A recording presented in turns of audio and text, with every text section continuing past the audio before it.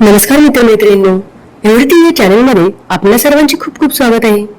मित्रमैत्रिणींनो, नवदुर्गाचे आज 5वे स्वरूप स्कंदमाता यांच्याबद्दल आज आपण माहिती पाहणार आहोत. नवदुर्गांमधील दुर्गेचे स्कंदमाता हे 5वे स्वरूप.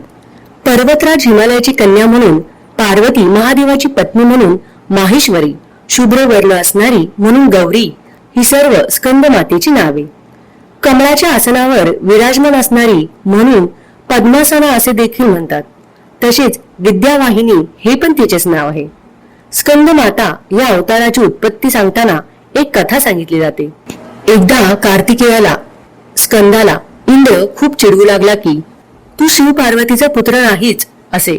बिचारा कार्तिकेय व्यथित झाला, दुःखी झाला. बाळ दुःखी असल्याचे कोणत्या मातेला आवडेल बरे. पार्वती माता सिंहावर विराजमान होऊन तत्काळ प्रकट झाली आणि स्कंदाला उचलून कुशीत घेतली. स्कंदाची माता ती स्कंदमाता. सृष्टीमध्ये प्रथम प्रसूत होणारी स्त्री स्कंदमाता मानली जाते. या स्कंदमातेचे स्वरूप चतुर्भुज आहे. ती सिंहावर विराजमान आहे. एका हाताने स्कंदाला सावरलेले असून एक हात वर मुद्रित आहे. 2 हातामध्ये कमळ आहे. नवरात्रामधील पंचमीला ललिता पंचमी असे म्हटले जाते. सिंहासनगता नित्य पद्माशीत करद्व्या भुवदास्तु सदा देवी स्कंदमाता यशस्विनी या मंत्राने स्कंदमातेची उपासना केली जाते. या देवीची उपासना केल्याने मनविशुद्ध चक्रात स्थिर होते. साधकांची चित्तवृत्ती लोप पावते. साधकाचे मन सर्व बंधनातून मुक्त होते. भक्तांच्या इच्छा पूर्ण होऊन मोक्षाचा मार्ग सोपा होतो. मृत्यू लोकातच परमशांती सुखाचा अनुभव प्राप्त होतो.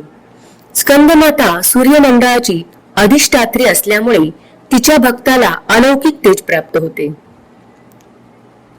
बाल कार्तिकेयासह सिंहारूढ असणारी स्कंदमाता पुत्रवती मातेचे मूर्तिमंत रूप आहे. या तिच्या रूपात शौर्य आणि करुणा याचा संगम झालेला दिसतो. सिंह शौर्याचे प्रतीक असून देवी रूप करुणामय आहे. प्रेम वात्सल्य तिच्या डोळ्यातून पाझरत आहे.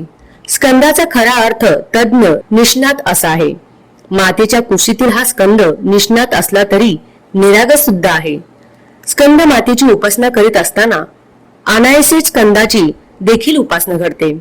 भारतामध्ये स्कंद मातेची हिमाचल पर्वतामध्ये खगनार येथे गुफा मंदिर, वाराणसी येथे वागीश्वरी मंदिर, दिल्ली येथे पटपंडगच येथे मंदिर अशी काही मंदिरे आहेत. त्यापैकी दिल्ली येथील पटपंजगंज मंदिर सर्वात प्राचीन आहे. वाराणसी येथील वागीश्वरी मंदिरात लोक पुत्र प्राप्तीसाठी नवस करतात.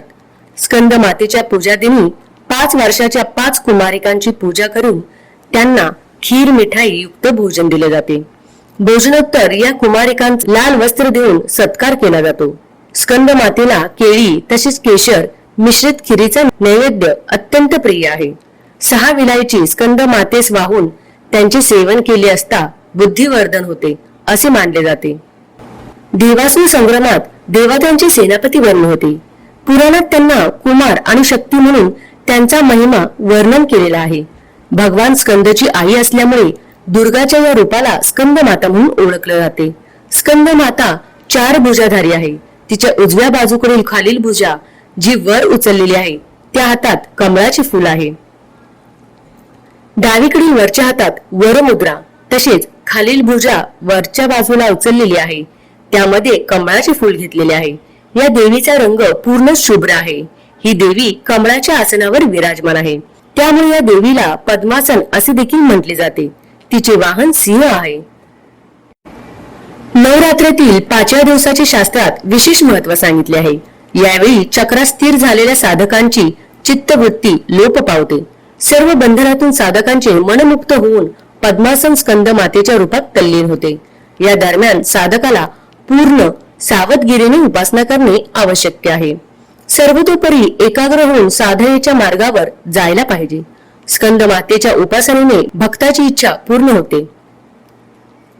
मृत्यू लोकातच त्याला परमशांती आणि सुखाचा अनुभव मिळतो.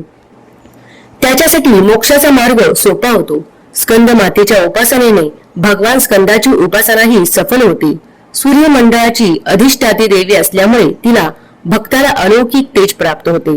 आपण एकाग्र मनाने पवित्र होऊन मातेला शरण येण्याचा प्रयत्न केला पाहिजे. या भवसागरातून दुःखापासून मुक्ती मिळवून मोक्षाचा मार्ग सुलभ करण्यासाठी यापेक्षा चांगला पर्याय दुसरा नाही. स्कंदचा खरा अर्थ तज्ञ, निष्णात असा आहे. मातेच्या कुशीतील हा स्कंद निष्णात असला तरी निरागस सुद्धा आहे. स्कंद मातेची उपासना करीत असताना अनायासेच स्कंदाची देखील उपासना घडते. स्कंद मातेला केळी तसेच केशर मिश्रित खिरीचा नैवेद्य अत्यंत प्रिय आहे. आपली सेवा देवीच्या चरणी रुजू व्हावी आणि तिने आपल्या करुणामयी नजरेने आपल्याला कृपादृष्टी टाकावी, ही स्कंद मातेच्या चरणी प्रार्थना. तर मित्रमैत्रिणींनो, अशा प्रकारे ही स्कंद माता देवीची माहिती होती. तर मित्रांनो, कसा वाटला तुम्हाला हा व्हिडिओ? हा व्हिडिओ जर तुम्हाला आवडला असेल तर जास्तीत जास्त लाईक आणि शेअर करा आणि असेच विविध प्रकारचे व्हिडिओ पाहण्यासाठी आमच्या चॅनलला लाईक आणि सबस्क्राईब करा व बेल आयकॉनला प्रेस करा. धन्यवाद.